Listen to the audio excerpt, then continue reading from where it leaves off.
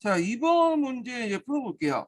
자, 17세기 성리학의 발달과 학통에 관한 설명 중 옳은 것은 이렇게 있는데, 자, 여기 북인 계열은 이제 이항 학통을 이어 내세웠는데 항총사의 그 영향이 컸다. 이렇게 있죠. 자, 여기에서 이제 왜 틀렸겠어요? 일단 그 북인 계통이 아니라 요거는 이제 그 북인 계통 아니 북인 계통이 이제 이항 학통이 계승한 게 아니라 북인 계통은 이제 크게 이제 두 개의 계통을 계승했죠. 이항이 아니라. 이 조식하고 석영덕 계통을 했는데 조식은 이제 대북과 관련된 거고 석영덕은 소북과 관련된 거죠. 예. 그래서 조식은 절이를 중시하고 그리고 조식 같은 게 그 문화에 이제 임진할 때 정인홍이 뭐 각재훈이 그런 사람들이 이제 뭐냐면 활동을 했잖아요. 그 연결돼서 보시면 되고 나중에는 이제 대북들이 강해군과 또 그때 연결돼 갖고 강해군이 집권하자마자 정권을 차지하게 되었고요. 자, 그리고 이제 여기 함청사의 영향력을 행사했던 것은 요거는 남인계통이에요. 남인계통. 정치적 패권 다툼에서 떨어진 후에 남인들이 이제 함초에 가서 정착을 하죠. 특히 경상도 지역을 중심으로 해서. 그리고 이제 이때 이제 남인들은 경상도 중심의 남인들이다. 이렇게 보시면 돼요. 자, 그 다음에 두 번째 내용을 볼게요. 자, 남인계열은 서경덕 학통을 이었고 저지를 중시했다. 자, 요거는 틀리죠. 남인들은 이항 계통이죠. 이항. 그다음 저지를 중시한 것은 이제 앞에서 언급한 것처럼 그 조식 문화에 있는 사람들, 대북 같은 계통하고 관련되면. 근데 이제 대북도 있겠지만 남인도 저지를 중시 여길 수 있겠네요. 예. 왜냐면 저지 자체가 이제 그 대북의 전매 특허는 아니니까 예, 이거는 맞을 수 있겠네요. 하여튼 이 부분은 틀렸다 이렇게 보시면 되겠죠. 자, 그다음 3번을 보면 노로는 이해학통을 이었다고 자부하면서 양력에도 깊은 호의 관심을 가졌다. 자, 노로는 이해학통 이었죠. 근데 이제 여기까지 맞는데 양명학에 깊은 관심은 아니죠. 양명학이죠. 예, 그런데 자, 그래서 이제 이때 이제 그 관심을 갖고 있는 사람들은 이거는 이제 노론이 아니라 소론 계열의 학자들이야. 그 정치인들도 많았죠 여기. 네, 소론 계통이다 이렇게 보시면 되고, 자 소론은 성화학파 계통을 잇고 있죠. 예, 성화학파. 그래서 이제 이 성원을 사상은 양령학과 노장사를 적극 수용하기 때문에 성리에 의해 상당히 탄력적이에요. 또 성원은 주기론자지만 동시에 또 뭐 이항의 주기론적인 어떤 모습도 보이고 있어요. 주의론적인 모습도 좀 수용했다는 거. 그래서 답이 3번 맞죠. 예. 그런 것도 좀 기억을 해주시면 될 것 같고요. 자, 그 다음에 이제 3번 문제 볼게요. 3번 문제. 호남 문제 관련된 내용이죠. 그래서 18세기 때 노동학교에 제기된 호남 논쟁은 병자호란 이후에 폐쇄성으로 인해서 후진성 국공 문제와 관련된 사상 논쟁이다. 자, 다음 중 이렇게 설명한 것은 호남 논쟁은 이제 1차 논쟁은 17세기 때 한 번 있었어요. 일어났어요. 그 전에 이항학파하고 이학파 간의 논쟁이 있었고 18세기 들어와서 또 이학파 송시열 그 내부 안에 노동파 안에서 또 일어났죠. 그래서 이제 그때 충청도 노동과 그다음에 이제 경기도 노동이 이제 그 대립을 했죠. 충청도 노동도는 호론, 그다음에 경기도는 낙론. 그래서 이제 대립의 큰 논쟁이 인물성 동의론 논쟁이야. 인성과 물성이 가느냐 똑같으냐. 근데 충청도 노동은 인물 성 이론을 주장했고요. 다르다. 그래서 경기도는 인물 성 동론을 주장했죠. 똑같다.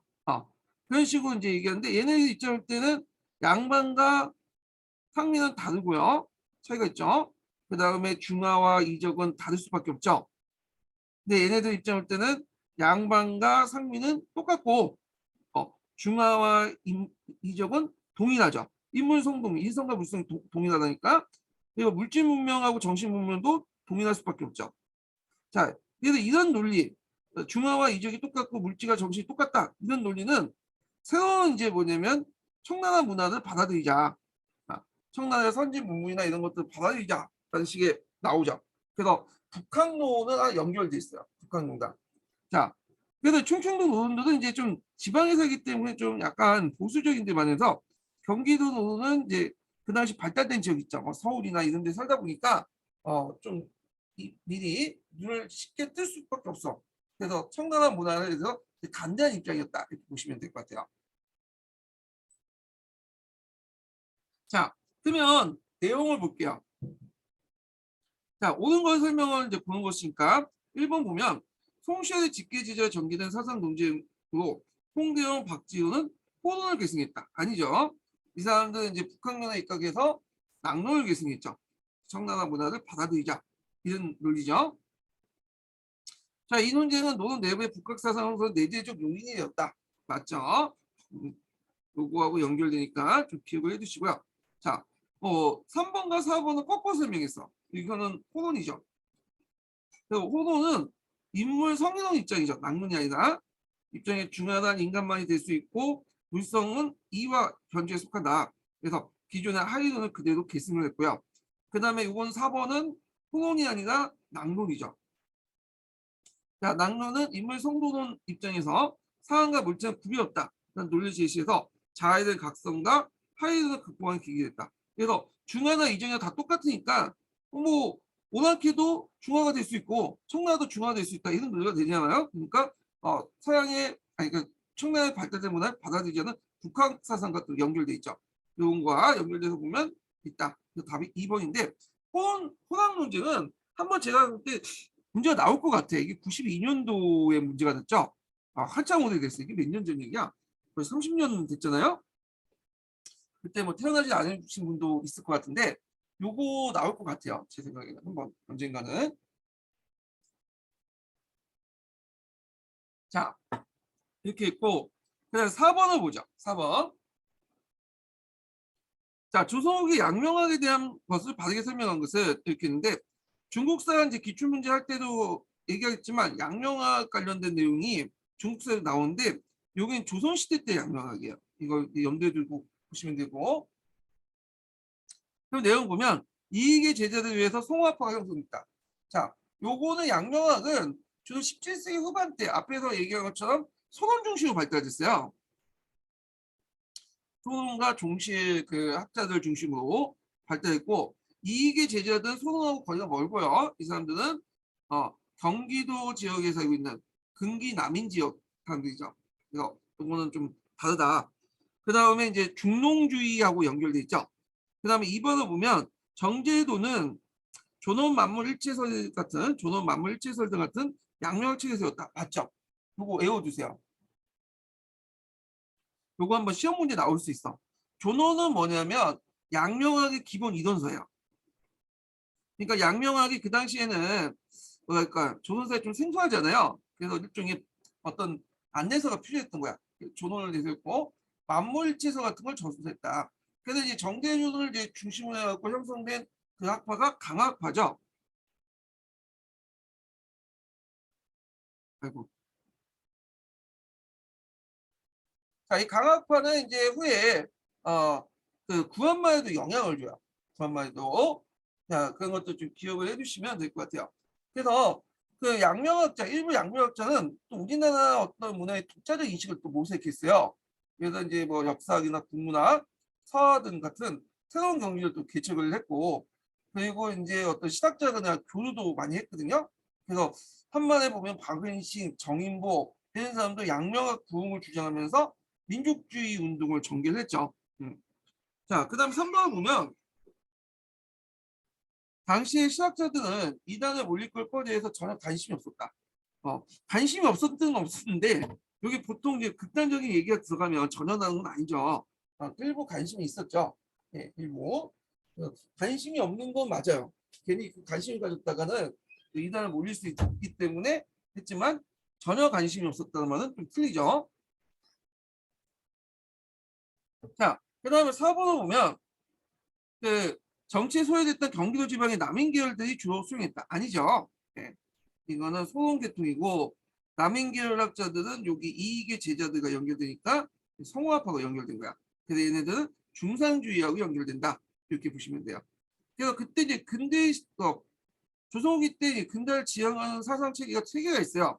하나가 양명학과, 신학 중에 중상주의, 그다음에 중농주의 이렇게 있는데 양명학은 주로 소농 계열이고 중상주의는 이제 그 근기 남인 계통이죠. 영남 남인이 아니라.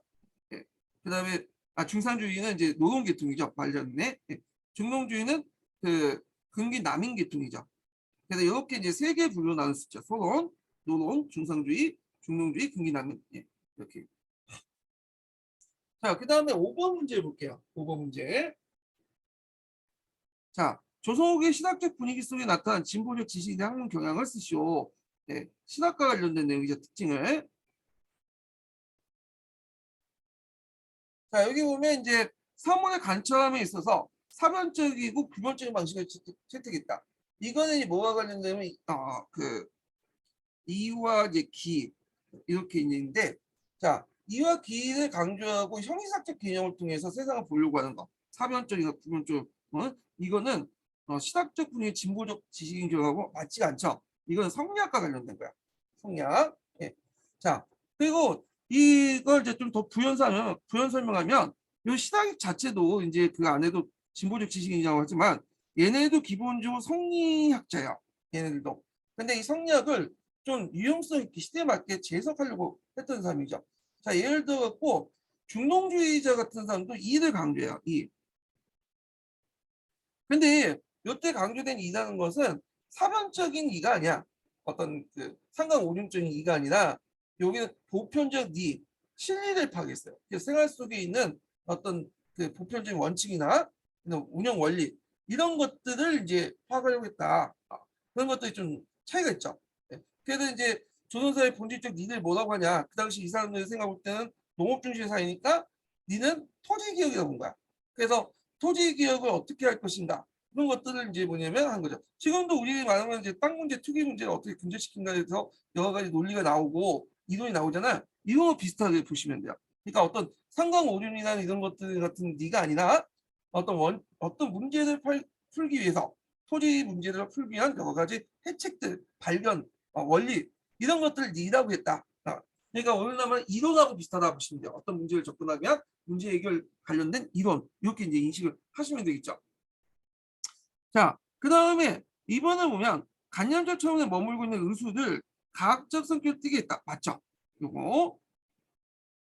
그래서 이제 대개 보면 조선 후기 때 의학의 특징은 이유와 기를 통해서 인체의 움직임을 파악하는 방식에 벗어나서요.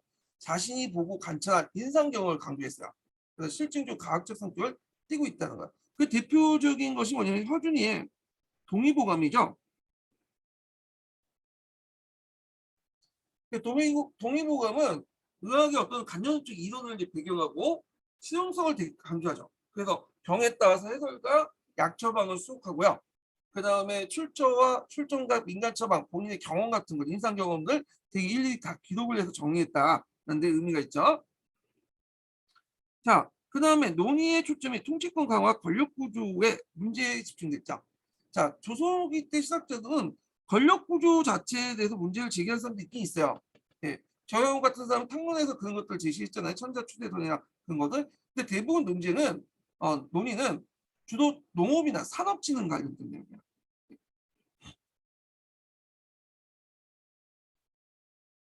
농업을 이제 강조하는 애들은 중농주의, 산업진흥 관련된 건 중상주의 이렇게 볼 수가 있죠.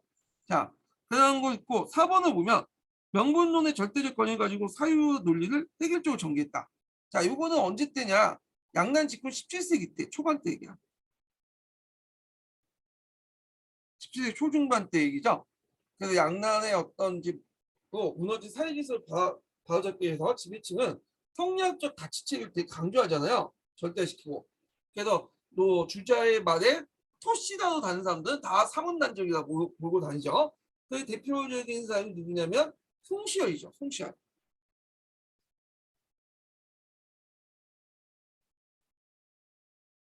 자, 그래서 그 내용들 파악을 해두시고요. 일단 6번을 보죠. 6번은 그 조선 후기 때 신학자 연구 과정을 이제 얘기한 건데 그 내용들을 볼게요. 신학에 대한 연구를 시기별로 시각을 달리해서 활발하게 이루어져 왔다. 이에 대한 설명 옳은 것은 한만의 역사학자는 사장을 대응해서 경학의 관점에서 신학을 이해했다. 이렇게인데 이걸 이해하면 신학의 의미를 보셔야 돼요. 신학이란 말은 우리가 이제 조선후기 때 신학만 이제 봐서 조선후기 때만 강조되는 걸로 알고 있는데 사용되는 걸로 아는데 그건 아니에요. 이 신학이란 말 자체가 예전부터 고대 시대부터 사용했던 말이야. 고대 그 문헌에 나와요. 그래서 기존의 학문체계와 다른 새로운 학문체제를 신학이라고 얘기를 했죠. 그래서 이 신학이란 말이 조선 후기 때만 사용했던 말이 아니라 보통 그 유교에서 예전에와 다른 모습을 보일 때 우리가 신학이라고 얘기했다. 이걸 이제 인식을 해두셔야 돼요. 자, 여기서 보면 이 한말 유학자들이 사장에 대해서 경학의 관점을 신학이라고 얘기한 것은 이게 아니라 이건 16세기 때 얘기야. 16세기 때. 자, 이건 조선 중기 때 얘기다. 16세기 이후부터. 그래서 이때 이제 등장한 살인파들이 뭘 강조했냐면 경학을 강조했어. 원래 성리학 자체가 경학을 강조하는 거예요. 예. 사장보다는. 사장은 뭐냐면 시와 문장 이런 것들을 되게 강조하거든요. 예. 그런데 이제 이거에 대해서 이제 산입파 입장 때는 이거는 잘못된 거다. 그래서 경학이 중요하다. 그래서 이 경학을 강조했어요. 그러니까 이제 이때 입장 때는 새로운 학문이잖아요. 그러니까 이걸 시다고 인식을 한 거죠. 그 당시에. 그러니까 우리 관점이 아니라 그때 당시에 삼는 관점이 그런 거예요. 그 다음에 2번을 보면 1930년대 역사학자는 신학을 응용과학적 실용학문을 이해하고 이에 관심을 갖기 시작했다. 이렇게 했는데 자, 이 신학을 응용과학적 실용학문을 이해한 것은 그 언제 때냐면 이건 20세기 초에 구한말 때요. 구한말 때. 자, 구한말 때 이제 이 신학을 주로 이제 뭐냐면 서양의 학문과 연결돼서 봤어요. 이거는 예. 그래서 기존의 어떤 유교 성리학과 다른 어떤 서양의 학문을 어떤 쉬운 학문으로서 이제 인식을 했다. 시작으로. 예. 그래서 이제 이런 것도 연결시켜서 보시면 되고. 자, 3번을 보면 1960년대 일제 식민사를 극복한 논리적 근거를 찾기위해서 신학 연구가 이렇죠. 맞죠? 이건. 그래서 이제 우리가 알고 있는 내재적 발전론 이렇게 연결시켜서 보시면 되고 그 다음에 이제 1970년 자본주의 발전 맹안론을 제기했다. 자본주의 맹안론을 제기한 것은 1960년대 내재적 발전론과 함께. 그래서 이거는 시기가 좀 약간 뒤에 있는 내용이다 이렇게 보시면 될 것 같아요. 그리고 이제 더 추가하자면 1930년대 역사학자들은 이거는 신학을 응용 시학적 이해한 건 구한말 때라고 했죠. 이때 그럼 학자들은 뭘로 이해했냐? 신학을 조선 후기 때 등장했던 새로운 학문 경향으로 이제 신학을 인식했죠. 그래서 이때 조선학 운동 같은 거 할 때 여유당 전서 같은 거 만들었잖아요. 그러면서 조선 후기 때 신학이 부각이 돼. 그래서 세계사적 보편성과 한국사의 특성이 속 있는 그런 걸로 부각되면서 신학이 부각이 되죠. 그래서 우리가 이제 교과서에서 신학이라는 것을 보통 조선 후기 때 신학으로 인식했던 이유가 뭐냐면 요때 30년대 역사학자들이 이해했던 부분을 이제 그렇게 계승한 거죠. 예. 그리고 6, 70, 여기 3번과 4번도 30년대의 조선후기 신학과 연결된 거고요. 예. 그래서 이런 것들과 연결시켜서 이제 보시면 될 것 같다. 신학이라는 개념이 조선후기 때만 쓰였던 개념이 아니라 예전에도 이제 새로운 학문에 대해서 대응하는 이제 기존의 학문과 대응하는 새로운 학문을 지칭할 때 보통 신학이라고 했다. 그렇게 보시면 될 것 같아요.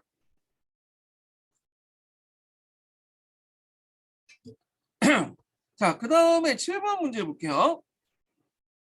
자, 7번 문제부터는 이제 신학자들의 어떤 주장 관련된 내용이죠. 신학자 주장 관련된 내용은 기출대 자주 언급된 부분이기 때문에 중상주의, 중庸이렇게 해갖고 학자별로 이제 정리할 필요가 있겠죠. 자, 7번 보면 보기는 신학자의 주장이다. 공통적이다 할 수 있는 것을 이렇게 있죠.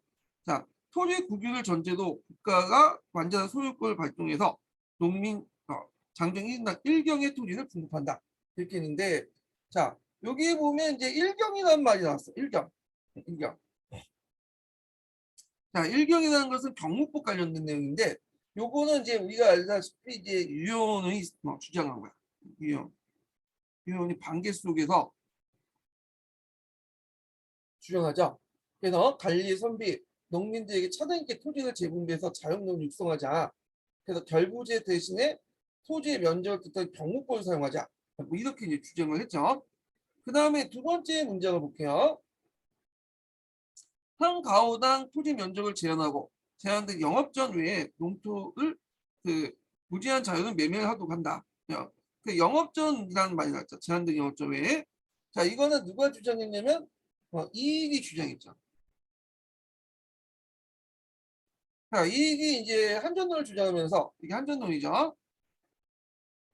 영업전 이상 토지를 갖고 있는 사람들은 할 수 있도록 하고 대신 사지 못하게 하고 영업전 이하의 토지를 갖고 있는 사람들은 살 수 있지만 팔 수 없도록 이렇게 하면서 영업전을 결국 그냥 장기적으로 때 영업전은 이제 중심으로 토지 등급을 이루자 이렇게 이제 주장을 했던 사람이잖아요. 그걸 통해서 자연농민을 육성하자 이런 내용이고 그 다음에 여기 세 번째 문제를 보면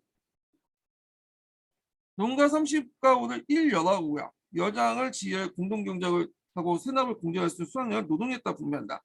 공동경작 그다음에 수확량을 노동에 따라 분배한다.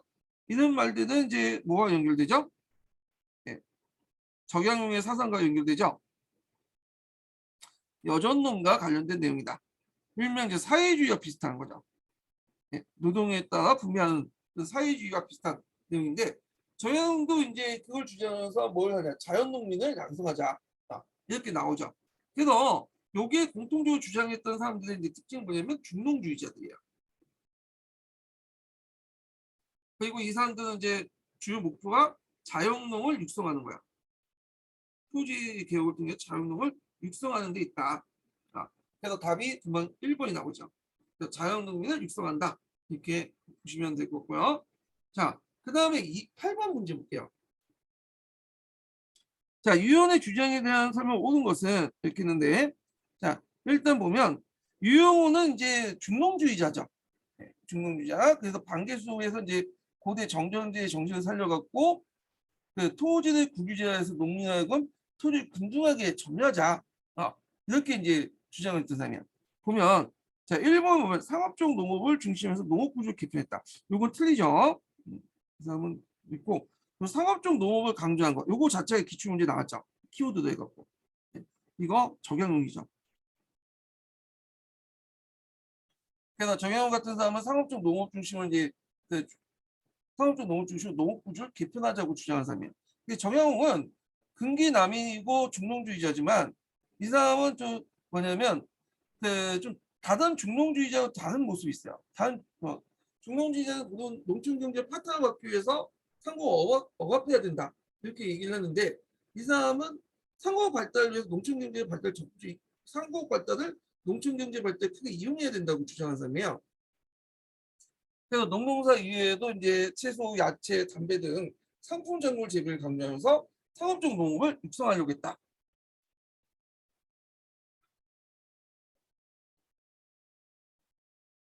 자, 그런 것도 좀 기억을 해주시고요. 그 다음에 이제 2번을 보면 자연농을 바탕으로 산업입체 교육제도를 확립하려고 했다. 맞죠? 그래서 앞에서 이제 그 땅을 토지에 나눠주고 그때 뭐냐면 그 직업별로 이제 좀 다르게 나눠주죠. 그리고 그 당시 이제 선비들도 농사를 져라 이런 식으로 얘기를 하죠. 자, 그다음 토지 매매를 허용하여 점진적인 토지 소유의 평등을 이루고자 했다. 이거는 좀 거리가 멀죠. 이 사람은 이제 토지를 몰수해서 다 국유화하자는 그 내용이고 요거와 관련된 3번 내용은 이제 이게 한전제와 관련된 거야. 자, 그 다음에 4번 보면 농민생활 안정토대 항충단의 방위체제를 구축하려고 했다. 이거는 이제 뭐냐면 앞에서 언급했던 정형이죠. 그래서 정형은 1연을 기본으로 여전제를 바탕으로 해서 확대해서 이제 방, 향 이런 식으로 이제 해서 방위체제 구축을 또 주장을 했죠.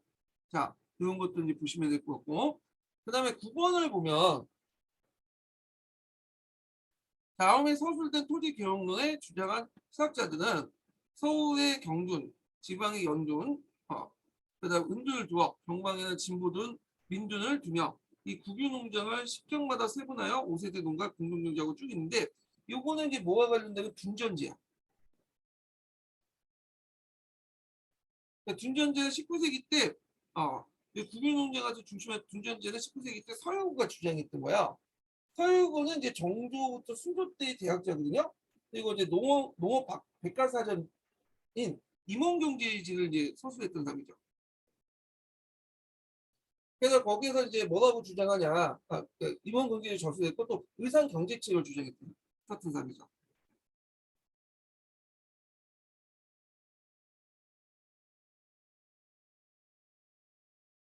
자, 여기에서 이 의상경제책에서 이제 뭐라고 주장했냐, 민중을 중시한 둔전제를 제안해요.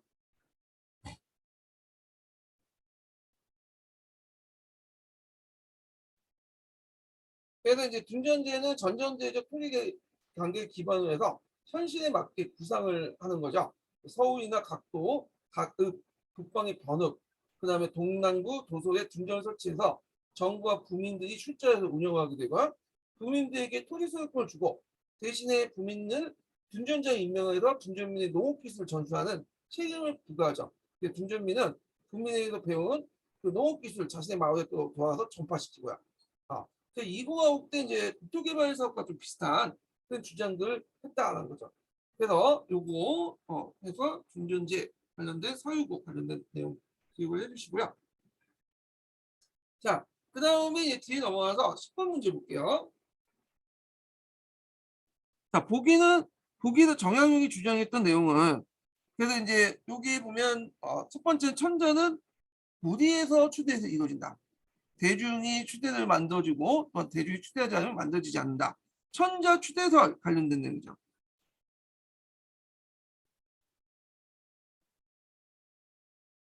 네, 천자 교체설 관련된 내용인데 자 이거는 이제 탕론에 있는 거죠. 탕론. 이거 왜 저기 이게 잘 안 써지네. 탕론과 관련된 내용이야. 탕론. 정양훈과 주장 관련된 내용인데 자 여기에서 이제 대중이라고 있는데 여기에서 대중이란 우리가 이제 생각하는 일반 민이 아니라 지식인을 뜻해요. 여기서 사대부 중심 지식인. 여기에서 나름대로 좀 한계가 있는데 항조의 사상하고 좀 비슷해. 이 천자 추대설이나 뭐 천자 교체설은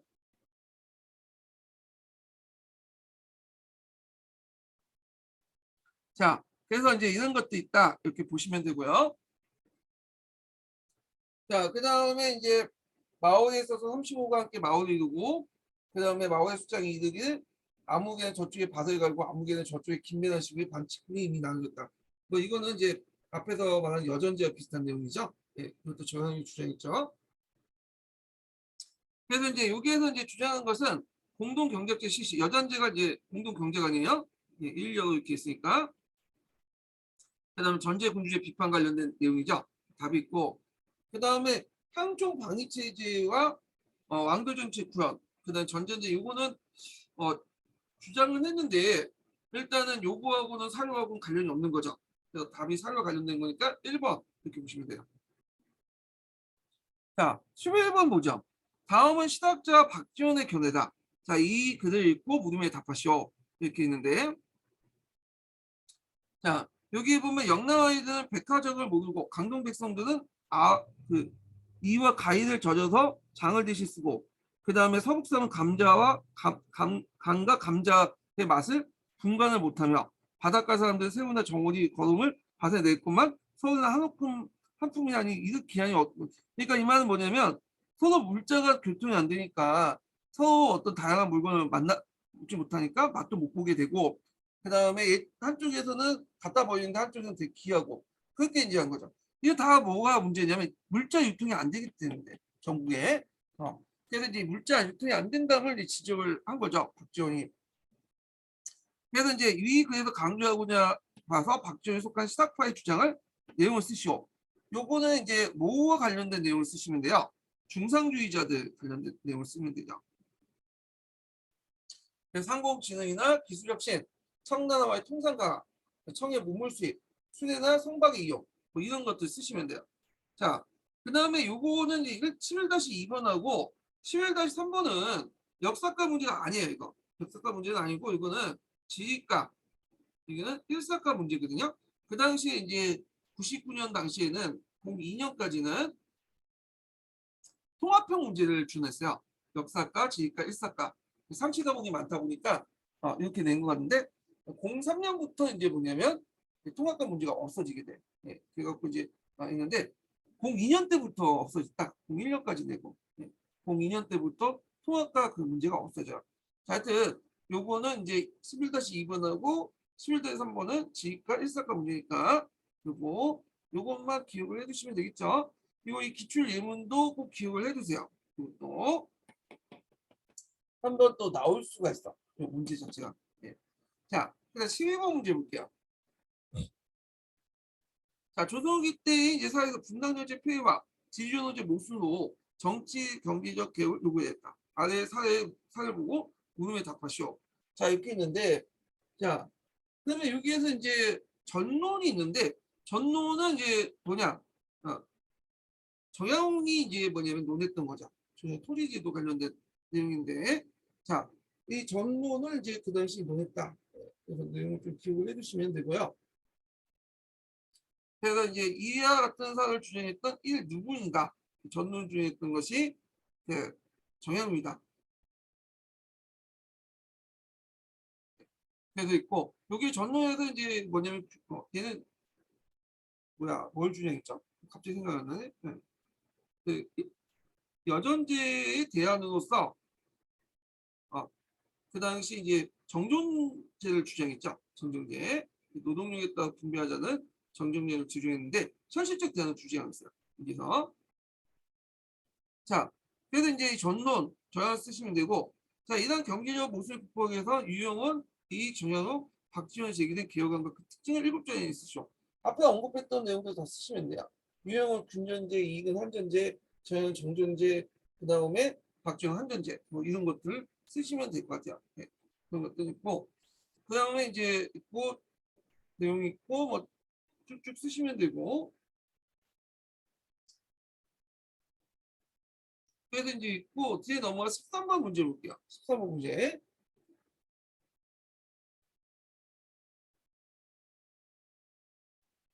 자, 가와 다의 저자에 대한 설명 옳은 것은 이렇게 있는데, 자, 이거 보면 이제 중국은 물산의 풍부뿐만 아니라 한 곳에 머물지 않고 유통된다. 이 세상은 이익이다. 자, 영남에서 새우젓을 모르고 서북은 간과 간조의 맛을 분간하지 못하고 바닷가의 생선을 걸음으로 쓰는데 서울의 기한값은 무엇인가 멀리 공부한 쭉 있죠. 그래서 이제 있고, 그래서 이거는 여기까지가 이제 왜냐면 이 앞부분에 관련된 내용 있죠. 박지원의 글과 연결해서 보시면 될 것 같아요. 연결해서. 자, 그렇게 있고, 그 다음에 이제 이거 여기까지는 이익이 주장한 거고, 여기까지는 박지원의 글을 따서 만든 것 같은데, 일단 이게 있고, 어, 그래서 이제 이 가해문은 어디와 관련된 거냐면, 박지원의 열알기와 관련된 거예요. 이게 전체가 박지원 열알기네요. 예. 그리고 이것도 박지원의 열알기에 들어가 있나 봐요. 예. 여기. 그래서 뭐 이익의 생각에 영감을 받아갖고 쓴 것 같은데, 박지원의 영화일기와 관련된 거다. 자, 그 다음에 이제 나를 보면 신홍이 답하기를 심하다 너희 아둥하며 온갖 무의 형체가 다 둥글고 원한 것이 없는데 하물며 땅이야. 월식을 보고도 땅에 둥글 줄 모르고 이것을 거울로 자기 얼굴 비치면서 분별하지 못한 것이 같으니 어리석지 않느냐. 그래서 이제 지구 구형설 주장을 하는 거죠. 이때 신홍이라는 인물이 있는데 신홍은 가상의 인물이죠. 그래서 이제 홍대영이 베이징을 다녀와서 경험을 토대로 쓴 의산문답 관련된 거예요. 그래서 허저와 같은 조선의 사대부를 비판하는 내용이에요. 신흥이라는 사람이 그 내용이고, 자, 하늘이 인간에게 진료와 교사를 준 것은 이로써 기회를 익혀 재심을 살아가도록 하는 것이다. 비록 성인하더라도 1000만 명이 함께 논의한 것을 당해내지 못할 것이다. 자, 요거를 주장했던 것은 뭐냐면 정약용이죠. 기회론 관련된 내용이에요. 그러면 이제 문제 풀어볼게요. 자, 가는 유형권한은 수액을 직접 제작하여 활용하게 됐다. 자, 유형권은 박지원이 제작한 수가 아니에요. 예, 이거는 정영이 제작한 수죠.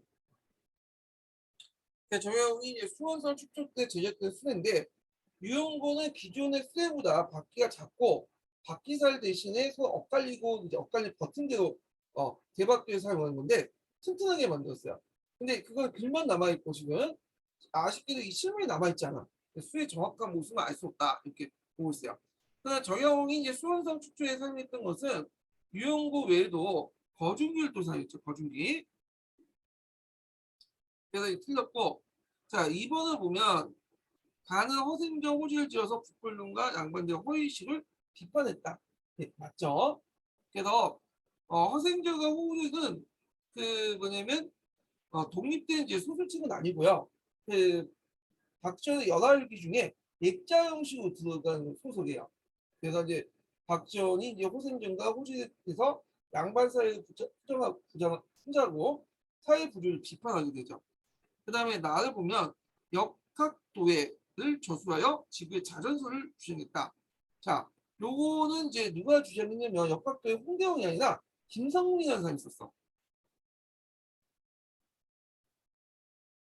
그래서 이제 그 김성문 역학도에서 우리나라 최초 지전설, 그러니까 그 당시에는 이 자전설이라고 불렸거든요. 지전설을. 그러니까 지전설은 지구가 스스로 도는 거 아니야. 그러니까 낮과 밤이 생기는 것도 지구가 돌기 때문에 이렇게 생기는 거죠.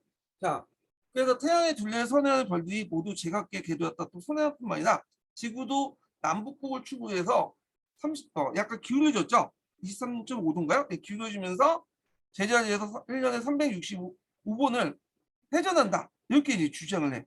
그래서 이제 이 김성무의 영향을 받아서 홍대용의 의사문답에서 또 지전설 주장해요. 네. 그리고 또 홍대용도 뒤에 이제 혼천이 같은 거 만들고, 근데 이 역학도회 자체는 그 김성문이라는 사람이 최초 주장했다는 거. 역학도회는 김성문 썼고 김성문이 최초로 이런 지전설을 주장했다. 이렇게 좀 기억을 해두시면 될 것 같아요. 자, 그 다음에 자전설이 있는데 자전설, 지전설이 아니라 자전설이네. 제가 말 잘못했네요. 자전설 좀 수정해 주세요. 네, 자전설. 우리나라 최초의 그 자전설을 주장했다. 자전설. 네. 근데 그 당시에는 이게 자전설인데 지전설이라는 말이죠. 자전했다는 것을 근데 그 당시 용어는 그 지전설이라고 얘기했다. 이렇게 좀 보시면 돼요. 네.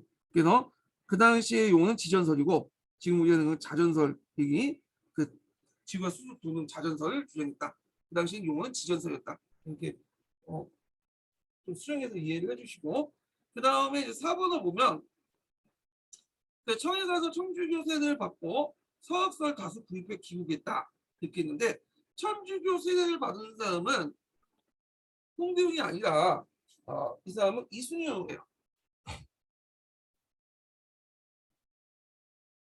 그러니까 이순유는 정조 7년에 북경에서 서양신부 최초 영세를 받았던 사람이죠. 그래서 이순이 이제 세를 받은 후에 천주교 지식인들 서민들이 널리 퍼지게 돼요. 그래서 홍대영 같은 게 서양 기술과 과학의 우수함을 인식하고 청나라 북경 유이창, 그 북경에 서양가가 있어요. 그래서 다수의 서양설 구입하고 그 우리나라 소개시켜 주긴 했지만 서양 기독교에 대해서는 되게 비판적이었어요. 되게 이제 서양 기독교에 대해서 좀 좋게 생각하는 게 뭐냐면 그 중동주의 학파들이지 노동계통 학파들은 되게 비판적이에요. 네. 그런 것도 좀 기억을 해두시고 중동주의 중에는 이제 주로 성호 좌파 계열이죠. 네. 이가 우파는 좀 비판적이죠 또. 자, 다번을 보면 자 중국과 조선의 역대사을 1400기량으로 해서 고중학 백과사전을 편찬했다 이렇게 했는데 자 이건 정형이 아니라 누구냐면 그 이균교라는 사람이 있어요. 이균교에 뭐냐면 좀 약간 어려운 거지만 좀 길지만 풀네임이 오주연무 장정상고가 있어. 이거야. 외워두세요. 오주영문 장정상고. 그래서 이게 일종의 우리나라 백과사전인데 되게 백과사전이 나왔다는 것은 일종의 이제 근대의 어떤 지표도 보거든요. 왜냐하면 백과사전 같은 경우에는 한 분야만 언급한 것이 아니라 여러 분야들 한국어를 정리한 거잖아요. 그래서 지식의 어떤 접근성을 되게 쉽게 하죠. 그래가지고 그걸 통해서 인간의 어떤 이성이나 이런 것들을 개발시켜서 봉건적 무지를 타파하는 데 큰 역할을 했기 때문에 유럽에서도 이 백과사전 전섭할 때 강조하고 그래서 한중일 이렇게 백과사전 같은 걸 되게 근대적 의미로 부여한 게 그런 의미예요. 우리나라에서도 이런 오주, 영문, 장정, 상고 같은 백과사전이 나왔다. 자, 요 기억을 해두시고 요거 한번 시험 문제에 나올 수가 있어. 오주, 영문, 장정, 상고가. 그래서 오답으로 나온 게 한번 시험 문제 나왔으니까 나올 수 있으니까 다 외워주세요. 뭐 유형고라든지 역학조회라든지 그다음에 또 이균교의 오주, 영문, 장정, 상고 이런 시험 문제 나올 수 있어요. 외워두시는 게 좋을 것 같아요. 이런 것들. 자, 그다음에 이제 이렇게 있고 14번 문제 보죠. 14번 문제. 자, 밑줄치 내용에 담겨있는 세 개의 특징을 쓰시오. 이렇게 근데 여기 보면 이제 딱 단서가 되니까 허자와이라는 거예요. 허자와는 의사문답에 있는 내용이죠. 이 의사문답에 나온 인물이잖아요. 그래서 이제 이 사람이 이제 말하기를 하면서 이제 쭉 있는데, 자, 여기 보면 중국은 서양에 대해서 경제 차이가 180도 있는다. 중국 사람들은 중국의 정확한 경제력이고 서양에서는 자신을 꺾고된 경제력이나 서양의 사람들은 서양으로서 정확한 경제력 있고 중국의 꺾고된 경제력이다. 이건 뭐냐면 자기의 경계를 볼 때 자기 중심으로 본다는 거죠. 그래서 자신을 이제 보면 중심으로 잠깐만요. 아, 제가 요 잘못 설명한 거나? 아, 여기 제가 여기 오류 연모 장전 상고라고 했는데 강의 들으신 분들이 이거 잘못됐다고 하더라고요. 네, 여기 제가 이제 오주 연모 장전 상고가 아니라 오주 정확한 플레임이 연문 장전 상고. 저는 정어로 썼나 봐요. 예. 그리고 좀 전으로 고치세요. 됐죠? 예. 그리고 여기 정확한 플레임이야. 오주 연문 장전 상고. 정확한 플레임이니까 본쳐서 좀 수정해 주시고요. 예. 또 그다음에 이제 잠깐만요. 기출문제 분석도 이제 좀 수정을 해야 될 것 같아요.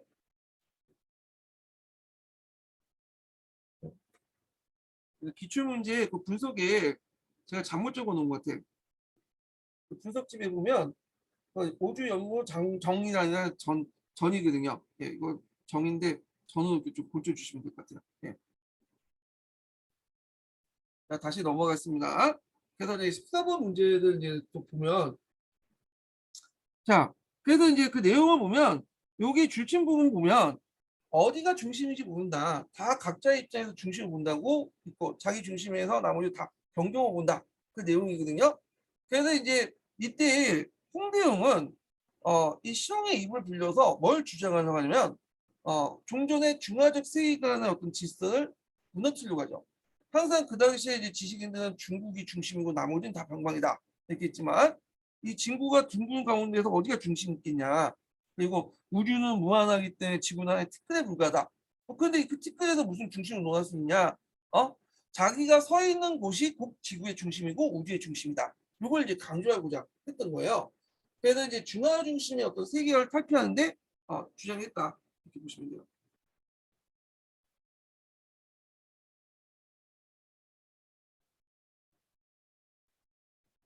자, 그래서 이제 홍계용은 이 의사문답에서 이제 뭐 지전설을 주장한 거다.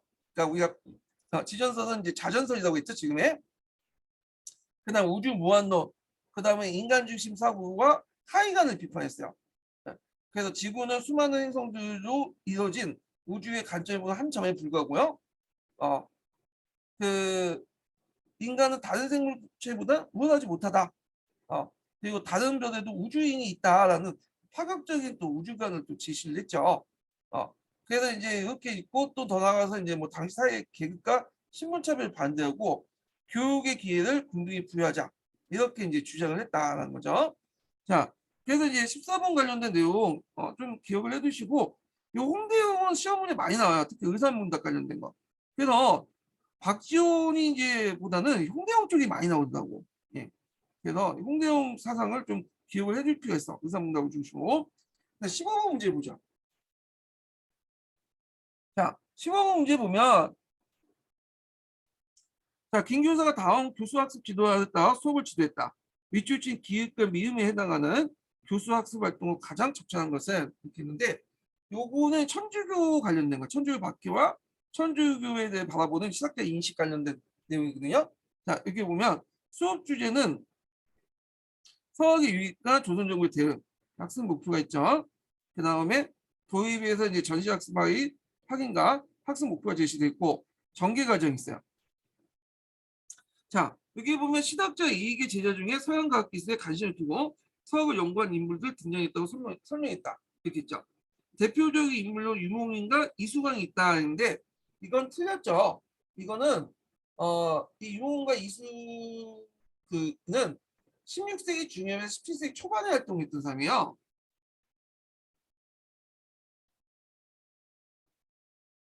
17세기 초반. 그러니까 유목민은 1559년에서 1623년, 이수인은 1563년에서 1628년 이렇게 활동했던 사람인데 뭐 이걸 어떻게 연대별 다 하냐 하는데 전 보고 얘기하고 있는 거예요 지금요. 예. 기출문제 분석지를 보고 지금 얘기하는 거기 때문에 이거 기억할 필요 없고 대체 이제 16세기 중엽부터 17세기 초반에 있었던 사람이다 이렇게 보시면 돼요. 이때 이 사람이 천주교 도입에 물꼬를 텄어요. 그래서 이수관 같은 사람은 이제 그 천주 시인하는 책에서 그 이수관 같은 지복 유설이죠. 예. 이 지복 유설에서 이제 뭐냐면 마테누스의 천주시를 소개했고, 자 유몽이는 어유야담이라는 책이 있어요. 이 어유야담에서 천주교 교리와 기존의 유불독의 차이점을 논했어요. 그러니까 이제 이익보다도 이익은 18세기 때 활동했던 사람이잖아. 한 세기 앞서 했던 사람이에요. 그러니까 이제 시기적 안 맞죠. 예. 그리고 이익의 제자 중에 서양의 기술과 서학을 연구한 사람은 누구냐? 이건 정약용이에요. 정약용. 그래서 보통 이제 이해학파가 이제 우파와 좌파로 나누잖아요. 우파는 주로 성리학에 기반을 해갖고 고중학적인 어떤 특징이고 그리고 비판적 수용 이런 것들 주장을 했죠. 근데 좌파는 서학의 어떤 기술적인 것들뿐만 아니라 그 자기 스승이 반대했던 천주교에 대해서 상당히 호의적이었고 일부는 천주교도 받아들였죠. 예. 그래서 요거는 적양홍을 중심한 성우 좌파 계열 애들이다 이렇게 보시면 될 것 같아요. 자, 그 다음에 이제 있고 여기 있고 이제 하여튼 여기 이제 시각적 위기 제자 중에 서학에 대해서 연구한 사람들 여기 좀 보시면 되고 이때 서학이라는 것은 천주교도 일부 포함된다 이렇게 보시면 돼요. 네. 천주교. 자, 그 다음에 이제 해서 이거 1번 틀렸고요. 2번을 보죠. 자, 안전부의 동사 강목에서 서학 관련된 내용을 발췌해서 봅니다. 자, 천주교 신학을 수용했던 인물을 줬을 수 있다. 요거는 틀렸죠. 서학 관련된 내용을 발췌해본데 여기에서 그 신학을 수용했던 인물인데 안정복은 그 신학자긴 하지만 그 천주교에 대해서 싫어했어요. 이 사람은요.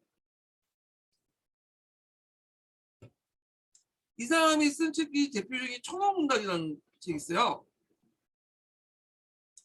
이 사람은 역사학자로 좀 유명하지만 동사강목도 있지만 천호문답이라는 책이 있어. 이 천호문답에 뭐라고 했냐면 천주교는 후세의 천당 지옥수를 믿게 해요. 현시의 고통을 엮어 현시의 금수의 세계를 생각하게 하며 세속사를 다 무시한다. 이렇게 비판했죠. 그래서 이제 상당히 안정복 같은 경우는 이익의 제자였지만 저희와 같은 다른 생각을 가지고 있었다는 거죠. 그리고 천주교에 대한 인식 자체가 안정복은 또 스승의 영향을 받은 것도 있어. 이익도 천주교에 대해서 상당히 비판적이죠. 그래서 이익 같은 경우에는 천주교는 비판하면서 서양의 과학 기술도 수용하자 이런 게 주장을 하긴 하는데 하여튼 천주교에 대해서 상당히 비판적이기 때문에 예를 들어서 사례를 하는 건 맞지가 않죠. 예. 자, 그 다음에 이제 3번을 보면 자, 김대건 3번을 보면 베이징에서 정식 교인이 된 인물이 귀국한 뒤에 천주교회를 처음 성립했던 사실을 언급한다. 그래서 이제 여기 보면 이제 관련된 설명으로서 김대건이 조선의 최초의 신부가 되어 돌아온 후 교인을 조직하여 구성을 강조한다. 이거 틀렸죠? 왜냐하면 이건 앞에서 언급했던 누구와 관련된 이승용과 관련된 거야. 이승윤이 이제 최초로 우리나라 사람으로서 북경에 가서 서양의 신부 그로부터 세를 받았죠. 그래서 귀국 후에 이벽이나 이간한 정학종 등에게 영향을 줬어. 그리고 이제 김봉우 집에 가서 신앙 지표를 정하고 정기적인 신앙 모임을 가지게 돼요. 그래서 최초 우리나라 천주교 교회가 성립되는데 김대건은 구에 이제 사람이야. 중국 마카오에 건너가서 파리 외방 정교회에서 신학을 공부한 후에 한국인 최초의 신부로서 귀국을 하게 되죠. 근데 국내 비밀리에 선교 활동하는 과정에서 백농도 부부에서 체포돼요. 모진 공부 끝에 26살 젊은 나이로 이렇게 순교를 하게 돼요. 예. 그래서 김대군이 아니라 이승우가 관련된 내용이다. 이렇게 보시면 돼요. 그래서 여기에서 볼 수 있듯이 우리나라의 천주교는 그 중국과 일본과 달리 서양 선교사들에 의해서 전파된 게 아니라 우리가 알아서 자율적으로 쓰고 있어요. 그리고 나중에 서양 선교사들이 들어오게 됩니다. 네. 그래서 요거는 틀렸고, 자, 그 다음에 4번을 보죠. 4번 보면 여기 신해바퀴가 일어난 원인을 설명한다. 그래놓고 순조 때 안동기 주색들이 남인을 탄핵한 원인을 설명한다. 이렇게 되어 있거든요. 자, 신해바퀴는 정복 진산의 윤치중의 신주 소각 사건 때문에 일어난 거예요. 그래서 윤치중은 이제 죽은 사람 앞에 술과 음식을 차려놓은 것은 천주교에서 말하는 우상숭배다. 그래서 이제 이거는 그만 금지하는 거죠. 그래서 제사를 거부하고 신주를 소각한 사건이에요. 그래서 이건 혼을 근거로 하는 성리학적 가치가 볼 땐 도저히 용납할 수 없는 사건이죠. 근데 정조 입장에서는 이걸 잘못 따를 경우에는 천주교의 우호적인 남인세력들에게 안영향을 악영향을 미칠 수 있다고 생각해서 그냥 그 사건의 직접 당사자인 윤지충하고 권사형만 사형을 처하면서 마무리 지었어요. 사건을 키우지 않고. 근데 이제 여기에서 이제 순조 때 안동김 시세력들이 남인을 탄압하고 원인으로 설명한다? 틀렸죠. 요거는 이제 뭐와 관련된 사건이냐면 그 이거는 신해바퀴가 아니라 신유바퀴죠. 신유바퀴.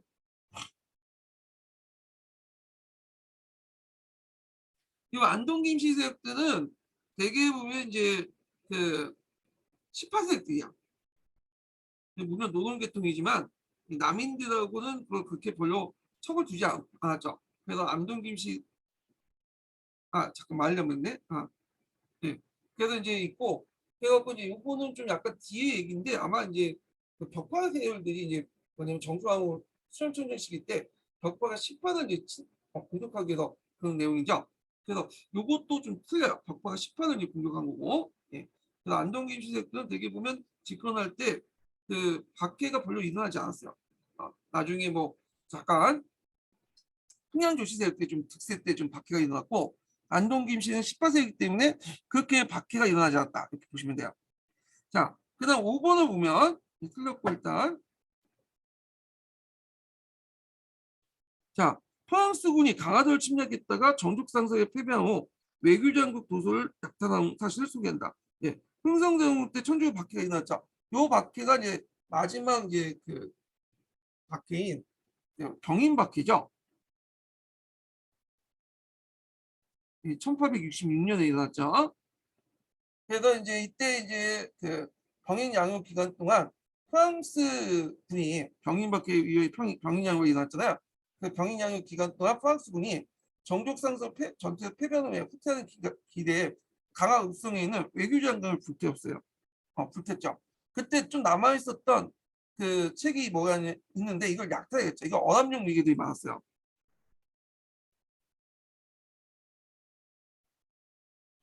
그냥 100% 약탈했으면 좋을 것 같은데 거의 8, 90%를 그냥 불태워 없앨 뿐이고 이걸 이것만 약탈한 거야. 그리고 다 그냥 약탈해 갔으면 지금 좀 남아 있었겠죠. 그래서 가지고 올 수 있었는데 그때 많은 도서들이 불타 없어졌다. 이렇게 보면 되고 이 언합용 의계, 내규장각 의계 요거 꼭 외워 두셔야겠죠. 요거 한번 기출에 언급될 수 있을 것 같아요. 그래서 언합용 의견은 나중에 우리는 반환됐죠. 예. 그리고 그래서 요거 제 생각에는 한번 나올 것 같은데 뭐 기억을 좀 해두시고요. 이 부분은 자 그다음에 16번을 볼게요. 16번.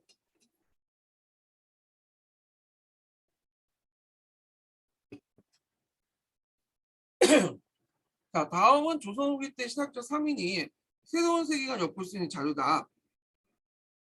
가와 나를 통해서 파악할 수 있는 공통된 역사인식의 특성과 다의 요지를 각각 쓰시오. 이렇게 있거든요. 자, 가를 보면 이제 지금 중국이라는 것은 대지 가운데 한 조각에 불과하다. 크게는 구주 또한 한 나라이고 작게는 초나라 역사의 한 나라이고 제나라 또한 한 나라에 불과하다. 그래서 중국을 어떤 절대적으로 본 게 아니라 상대적으로 본 거죠. 그건 이제 갈 수 있었던 게 이제 가 같은 게 이익이 쓴 건데 이게 그렇게 볼 수 있었던 것이 이제 마테노치의 공영방국 정도를 보고 이렇게 생각한 거야. 그래서 중국도 여러 나라 중에 하나라고 인식하게 되죠. 그래서 이제 마테노치는 이 중국을 중심으로 설정해서 세계지를 만들었지만 예전에 중국을 실제보다는 크게 그린 것에 비해서 예전에는 실체를 바탕으로 그렸기 때문에 상대적으로 중국 크기 작았죠. 그래서 이익이 그걸 보고 나서 중국의 크기도 생각보다 작다. 그래서 중국 중심의 세계관을 벗어나게 되고요. 이런 것들이 이제 이런 지리적 인식 변화가 역사적 인식에도 변화에 영향을 주게 되죠. 그래서 중국만 적사의 정통을 가지고 있는 게 아니라 우리나라도 정통을 가지고 있다. 독자적인 그 역사 정통론을 주장하죠. 이게 삼한 정통론이에요. 그래서 지리적 인식 간의 어떤 변화가 역사적 인식에도 영향을 주고 그래서 삼한 정통론에도 영향을 줬다. 삼한 정통론을 수립하는데 영향을 줬다. 이렇게 보시면 되겠죠. 자, 그 다음에 나를 보면 중국과 서양은 180도 그 정도의 차이가 있다. 중국인들을 볼 땐 중국을 중심으로 삼고 서양인들 번들을 삼으며 서양인들 중심으로 볼 때 서양을 중심으로 삼고 중국을 번들을 삼는다. 등등이 있죠. 그래서 이제 이 나는 앞에서 언급했던 홍대영의 담원서에 있는 내용이죠. 의산문답. 담원서는 이제 홍대영이 호가 담원이거든요. 그래서 홍대영의 저서를 묶어놓은 거야. 의산문답이나 또 담원서에 있죠.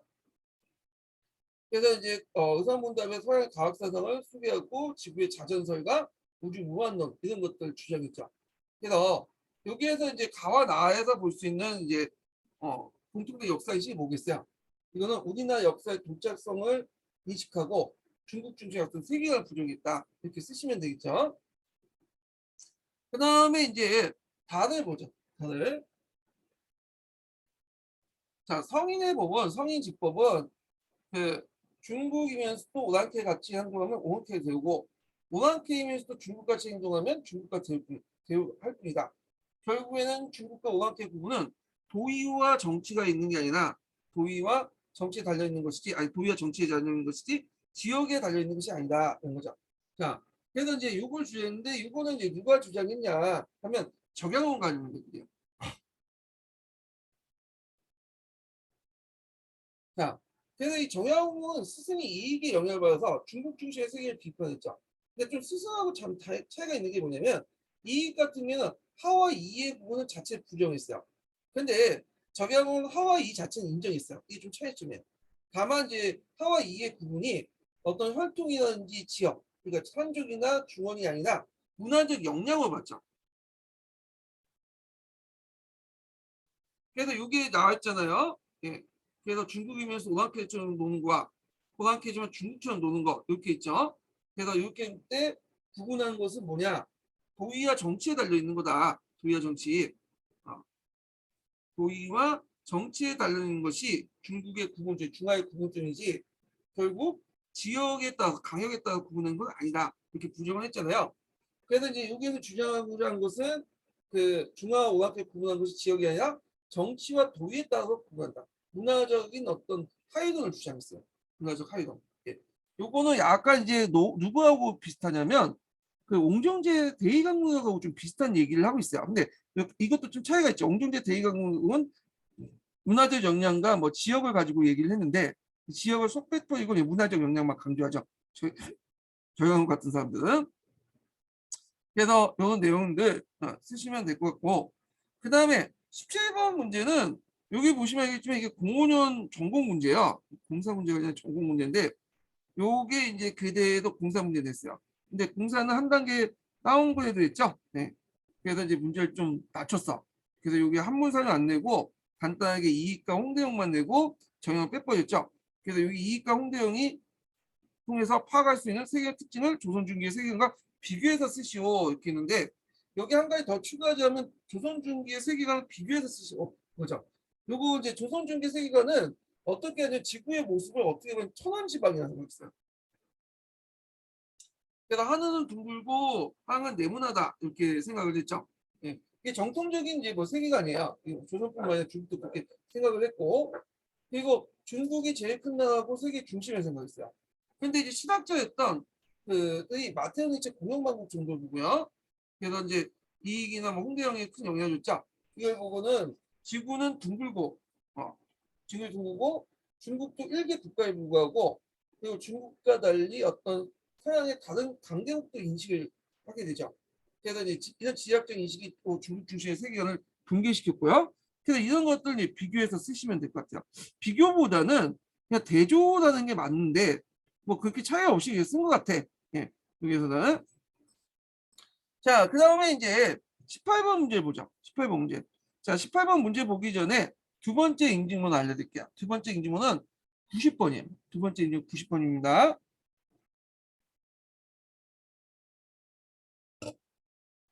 자, 이거 10년도 문제인데 앞에서 언급한 10년도 문제 되게 어렵게 냈다고 했죠? 요거 이제 지도는 되게 쉽게 맞출 수 있어요. 9년 만국 정도야. 교과서에 나오고 그러니까 이제 이거는 9년 만국 정도다 하고 이제 알 수 있는데 문제는 요거에 대한 설명이 좀 어렵게 돼 있어. 네, 이 지문 자체가. 자, 그럼 보면 이 9년 만국 정도와 관련된 설명 옳지 않은 것은 이렇게 있는데요. 요게 원래 중국사에다 집어넣으려고 하다가 한국사 연관된 부분이 있기 때문에 한국사에다 기출문제 집어넣었어요. 예. 보면 이 공영방국전도는 여러분도 알다시피 그 예수의 선교사였던 마테오 니치가 만들었죠. 1602년에 만들어졌던 거예요. 그래서 딱 보시면 알겠지만 일단은 실책을 통해서 만들어졌고 이 중국의 크기가 그렇게 크지 않아요. 물론 중국이라는 나라는 큰 나라죠. 근데 다른 나라도 이제 크게 그랬죠. 여기는 뭐 정확하게 나오진 않았지만 그런 이렇게 있다. 그래서 이 공영방국 정도를 이제 만들었던 그 마테오 니치는 일단 중국인들 정선 고려를 할 필요가 있겠죠. 그래서 지도를 만들 때 일단 중국은 중앙에 딱 놨어. 그렇지만 실제로 해서 중국이 그렇게 크지 않게 그렸다는 거. 네. 예전에처럼 막 중국을 이따만하게 그려놓고 나머지 나라는 그따만하게 그려놓은 게 아니에요. 지금. 그리고 또 이 사람이 이제 목표했던 게 뭐예요? 천주교 전파죠. 그러니까 천주교 전파하기 위해서 이런 공영방국 정도를 만든 거예요. 이 사람이 자원봉사 차원에서 만든 게 아니라 이 사람도 나름대로 목적 의식이 있는 거야. 그러다 보니까 자기 목적을 채워야 되겠죠. 그러니까 이제 여백이 있어 이렇게 옆에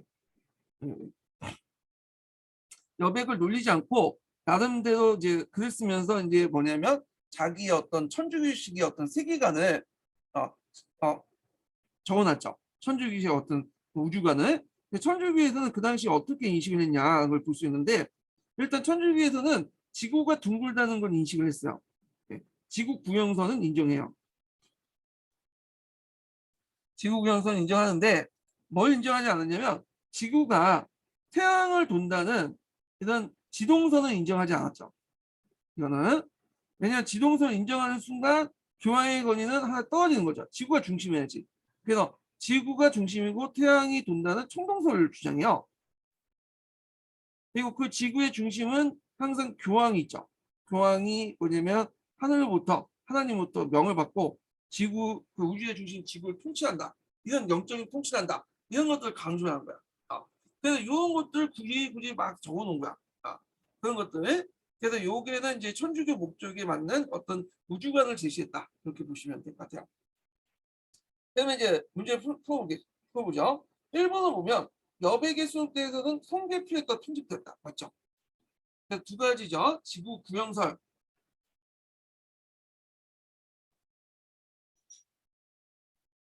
그 다음에 두 번째가 이제 뭐냐면 지구 구형설과 그다음에 총동설 이렇게 총동설을 주장했다. 그리고 그 중심에는 교황이 있다. 영적인 교황이 세계를 영적으로 가난한다. 이런 식의 내용이 들어가 있어. 예. 그래서 이제 여기에서 이제 한문을 적어서 중국적 세계관을 타협하면서 또 은근히 기독교를 포기할 수 있는 세계관을 심어주고 했다. 그러니까 한마디 오늘날 말하면 마케팅을 되게 잘한 거야. 마케팅을. 그냥 천주교 소개하면 반발이 나니까 중국인들이 관심 있는 지도를 끌고 와갖고 거기에다가 또 중국인들에게 적당히 이제 설득할 수 있는 내용들을 적어놓은 거죠. 예. 자, 그래서 이제 있고, 그다음에 2번을 보면 알렌이 직방 위기의 근거에 편찬했다. 예. 요거 맞는 것 같지만 틀렸죠, 이거는요. 일단 연도가 안 맞아. 자, 마테오 니치가 그 공영방국 전도를 이제 만든 게 1602년이에요. 그리고 이때 이제 있고, 이 직방 얘기는 1623년에 만들어진 거야. 그래서 이제 항주의 알레니가 신부가 펴낸 세계 지휘서죠. 그러니까 시대적으로 볼 때 공영방국 정도보단 늦어요. 예. 그러니까 이제 알레니 직방국이 그게 편찬했다는 거는 안 맞죠. 시기적으로 앞뒤가 바뀌니까 시기적으로. 다만 이제 마테오니치는 뭘 바탕으로 하냐 하면 지금도 생각 그 만든 그 기본이 된 메르카르 있죠. 메르카르. 이 메르카르의 세계 지도를 바탕으로 했다. 보르테기우스와 메르카르의 세계 지도를 바탕으로 했는데 여기 보시면 알겠지만 여기 북반구 쪽하고 남반구 쪽을 대따 크게 그려놨어요. 예. 원래 실측보다는 되게 막 크게 그렸는데 이거는 이제 뭐냐면 메르카르 세계 지도 바탕으로 그려놨다고 그래요. 예. 하여튼 뭐 이동의 영향을 받았다는 걸 좀 기억을 해두시고 참고 이 직방 얘기도 외워두세요. 직방 얘기도 동아시아 교과서나 그런 데 몇 개 실려 있거든요. 지금은 나와 있어요. 그래서 이 직방 얘기 물어볼 수 있어. 알레니아 놓고 가르쳐 놓고 기억이 뭐냐 직방 얘기 쓰시면 되겠죠. 예. 자, 그 다음에 3번을 보면 당시 중국인들 중국이 너무 작게 그렸다고 비판했다. 이게 맞죠? 중국이 물론 큰 나라지만 여기 예전에는 이렇게 대빵 그려놨다고 했잖아요. 근데 여기는 조그맣게 그려놨잖아. 그러니까 이제 그거에 대한 비판도 있었다는 걸 좀 기억을 해두시면 돼요. 자, 그래서 중국인은 공영방국 정도의 정밀성을 칭찬하면서도 중국이 너무 작게 그려놨다. 실측하고 그리니까 그럴 수밖에 없는 거죠. 그래서 마테아니치도 이 중국인들 비판 항상 의식을 하고 있었어요. 그래서 황제의 지도를 형성할 때 혹시 황제가 이 부분에 대해서 혹시 따지지 않을까 그런 생각을 했는데 황제는 별 생각 없는 중에 넘어갔다고 그래요. 예. 자, 그 다음에 4번을 보면 조선과 중국에 관한 서는 중국적 지식의 근거로 제작을 했다. 맞죠? 그래서 여기 보시면 그 조선과 중국에 관련된 내용들은 저는 이제 실직은 했지만 이 관련된 이제 정보들은 어디에 많이 입각해서 했냐면 그 당시 마테오 리치와 함께 일했던 이지조라는 사람이 있어요. 그 이지조에 관련된 그 알고 있는 조선과 중국에 관련된 지적 지식을 바탕으로 했다고 해요. 그래서 실측을 중시했지만 또 이지조의 도움을 받았다 이렇게 보시면 되는데 문제는 이제 우리나라 관련된 거야. 우리나라 보면 여긴 잘 안 나오지만 이 조선을 너무 작게 그렸어. 대충 그렸다고 보시면 돼요. 그냥 네. 이지조가 조선에 대해서 얼마나 많이 알겠어요.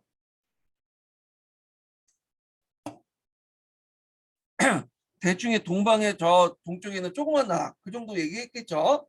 그래서 실제 원판 공영만국 정도는 그 조선을 되게 작게 그렸어. 별로 이렇게 정밀하지 못해요. 그래서 나중에 너무 조선이 너무 형편없이 그려지니까 나중에 이게 들어와서 수중 때 공영만국 정도는 한국식으로 이제 개편을 했어요. 그래서 조선 부분을 보완을 해서 간행을 했어요. 예. 그래서 이거는 한국 버전으로 이렇게 만들어졌다. 이렇게 보시면 되고. 자, 그 다음에 불교적 세계관과 유교적 세계관을 변화시키려는 의도가 있었다. 맞죠? 자, 일단 불교적 세계관은 뭐냐? 그 당시에 불교의 세계관 따르면 이게 이제 그 불교에서는 수미산이라는 곳이 있어요. 수미산. 세상의 중심에 수미산이 있고 수미산 끝자락에 뭐냐면 서방 정토가 있다. 그래서 이제 그 미륵이 이제 주관하는 서방 정토가 있다. 그래서 이제 수미산을 중심으로 해갖고 이 서방 정토에서 간장을 한다. 이 세계들 이런 식의 이제 어떤 불교적 세계관이 있었고, 그다음 유교적 세계관도 있었죠. 자, 유교적 세계관에서는 이제 어떻게 돼? 세상은 둥글고 하늘은 둥글고 땅은 네모나다. 천원 지방이죠. 그래서 이제 여기에서 이제 이걸 비판하면서 은근히 이제 비판하면서 여기다가 아까 얘기한 것처럼 두 가지 수는 어쩌나 지구 구명설과 청동설 그래서 이제 이걸 바탕으로 해서 기독교적 세계관을 좀 강화시키려고 확산시키려고 했다라는 거죠. 예. 그래서 요거는 맞았다는 거. 자세한 내용은 제가 기출문제 분석에서 적어놨으니까 참조를 해주시고요. 그래서 알레니의 집방외기 부분이 틀린 얘기예요. 예. 그래서 집방외기 외워두시고요. 이 부분은. 예. 그러니까 마테오니치의 이제 그 공룡만국 정도도 한 번은 독립된 문제로 나올 가능성이 있어요. 요 문제의 근거는 그 우리가 보고 있는 이제 뭐냐면 책에서 찾지 못하고요. 이거 없어요. 이거 관련된 내용이 자세하게. 그 공룡만국 정도의 뭐 주요 내용들만 좀 있고 자세한 내용 없다고.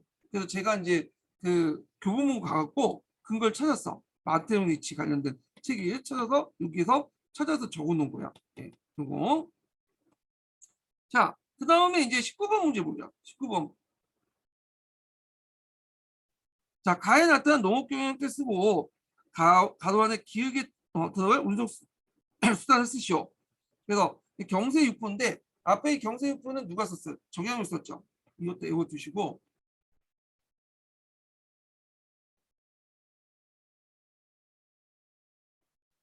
원래 이 경세육부는 그 정조 때 그 만들었어요. 정조 때 이제 정조를 위해서 이제 뭐냐면 그 세상에 위론 그 정조한테 바칠 목적으로 올린 목적으로 그 당시 이제 쓴 책이에요. 그래서 경제적인 목적에 따라서 이제 어떻게 국가를 운영할 것인가 하는 과정에서 이제 쓴 그 일종의 올린 책인 내용이었는데 이게 이제 정조 갑자기 죽는 바람에 올리지 못하고 순조 때 이게 발행이 됐을 거예요. 순조 때. 예. 그래서 이게 내용은 이제 상업적 농업 같은 걸 강조했죠. 그래서 상업적 농업이라는 것은 조선의 상업적 농업은 이제 농업생산 발전이나 상품화폐 경제 발전으로 이제 비롯된 거죠. 그래서 그 당시 이제 관련된 내용들이고요. 그래서 상업적 농업의 일환으로서 상품 작물 재배 같은 것들을 주겠다.